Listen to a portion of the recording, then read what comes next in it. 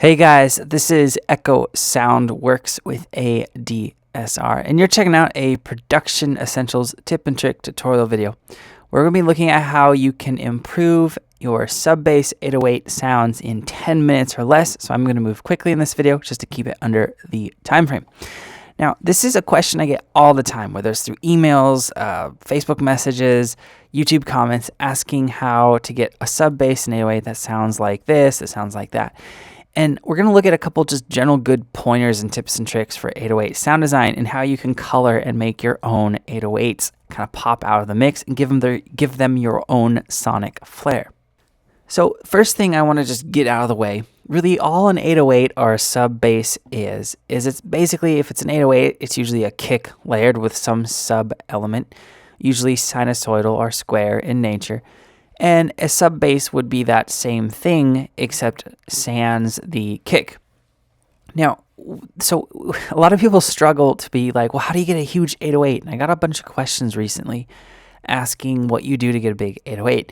You can't get a huge sine waveform. That's just really hard to do. A sine waveform, a sub waveform, sub-frequencies, they're sub-frequencies. There's not a lot that you can do to process them either.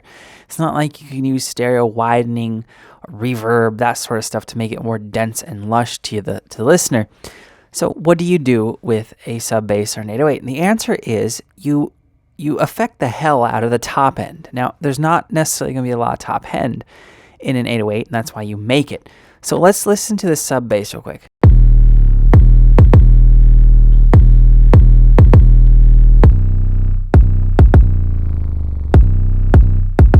All right, so it's a huge sub bass. Let's play with the drums.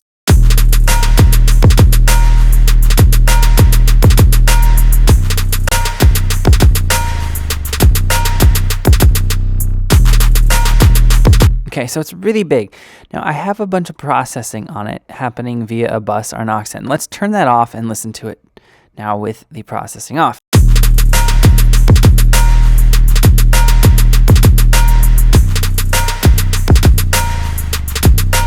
Okay, so it's still a powerful 808. It just doesn't pack the punch, and it doesn't have that high end element to it or that width.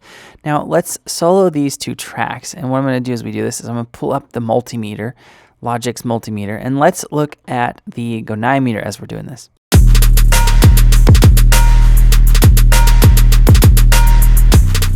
Okay, pay attention to the correlation meter down here, because a lot of people say, a lot of people might think that if you do any sort of stereo processing to an 808, it's going to mess up your phase correlation and then your mixes and how they translate to mono, but watch the difference.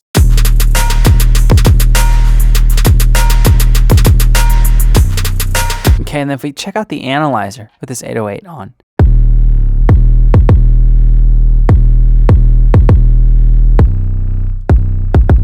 All right, we have frequencies up almost all the way into about 20 hertz. Now, if we turn off the bus, we're not going to have that. It stops at about 8K. So there's a solid 8 kilohertz or 8,000 kilohertz of frequency being added to this 808, and that's going to make it sound huge, and especially in genres where the 808's taking up a lot of headroom in your mix anyway. So for like trap, need sub-heavy EDM, hip-hop, that sort of stuff. So let's look at what I was doing here, because really this is just this is like 5 minutes to a bigger 808. So we're going to look at this aux sender, this bus. So I'm using bus 2, and I'm using 4 different plugins. Now the first thing I'm using is Fabfilter Saturn. This is a saturation plugin, and I have it set to a clean tape mode. Let's turn off these other plugins and solo just the 808. Okay, now let's solo just the bus send or the aux. Okay, so currently what's happening is I'm adding this saturation to the whole signal. Now the controls in Fabfilter Saturn that I've dialed in, I've turned down the low. These are kind of like the EQ bands here, right? I've turned it down because I don't want to add a lot of distortion to the bass, because it's going to make the mix too muddy and it's going to make it too boomy.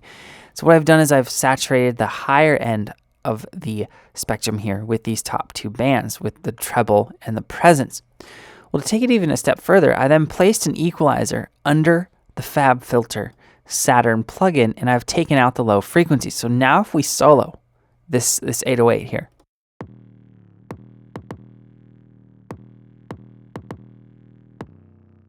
There's not a lot of low end there. Now what this will allow me to do is then bit crush this. And this is a really cool plugin, and it is a free plugin. I suggest you guys download it if you don't know what it is. It is the SC Bit Crusher. And it's free, and it's one of my favorite bit crushers. Let's listen to this, how this affects the sound.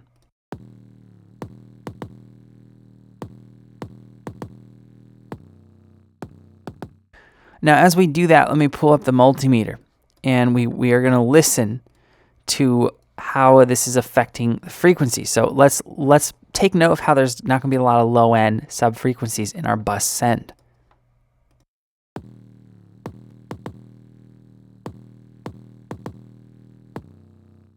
Right, it's kind of happening from the mids, the low mids, and up.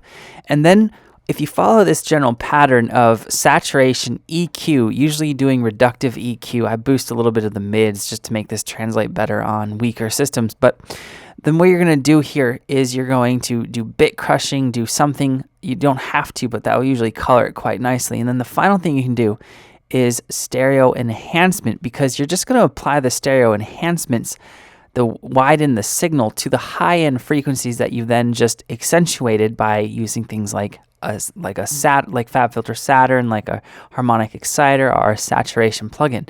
So now when we put this all together, we have this.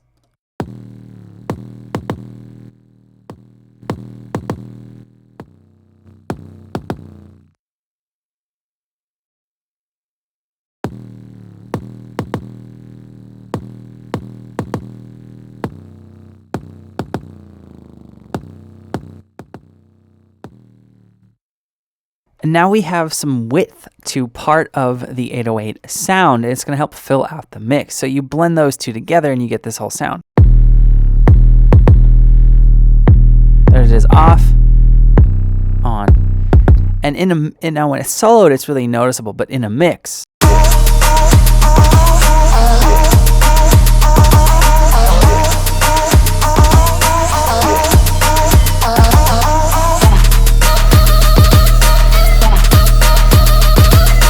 you can't hear that high-end sizzle. But when in a mix like this, specifically where it's like this pretty sparse mix, I have this lead right here and this vocal chop layered with it. There's not a lot of high-end in that. If we look at the analyzer, there's some high-end in the synth, which is why I threw it in there. So the high end of the mix isn't going to be really dense. So by layering in an 808 or a sub bass that has a higher end element to it, all happening via that bus and aux send, you're going to get a huge, nice, big, warm 808 every time. If you guys have any questions or comments, let me know below, and I'll get back to you as soon as I can. As always, thank you so much for watching. Like I said at the beginning of the video, I'm Echo Soundworks. I'll see you guys next time.